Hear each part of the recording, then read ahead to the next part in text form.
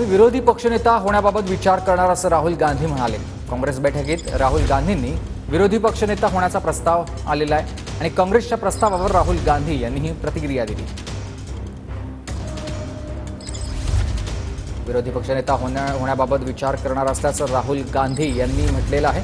काँग्रेस बैठकीत राहुल गांधींनी विरोधी पक्षनेता होण्याचा प्रस्ताव आलेला आहे आणि याच प्रस्तावावर राहुल गांधी यांनी ही प्रतिक्रिया दिली आणि ते बोलताना म्हणाले की विरोधी पक्षनेता होण्याबाबत विचार करणार।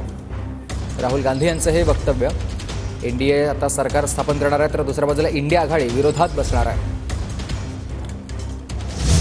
भाजपच्या महाराष्ट्रातील 1000 पदाधिकाऱ्यांना शपथविधी सोहळ्याचं निमंत्रण देण्यात आलं आहे। भाजप आमदार, खासदार, प्रभारी तसेच लोकसभा विधानसभा विस्तारकांना शपथविधीचं निमंत्रण देण्यात आलेलं आहे। उद्या संध्याकाळी मोदी तिसऱ्यांदा पंतप्रधान पदाची शपथ घेणार आहेत आणि यासाठीच महाराष्ट्रातील 1000 पदाधिकाऱ्यांना सोहळ्याचं निमंत्रण देण्यात आलेलं आहे, ज्याच्यामध्ये आमदार, खासदार, प्रभारी, लोकसभा आयोजकांचा सहभाग आहे।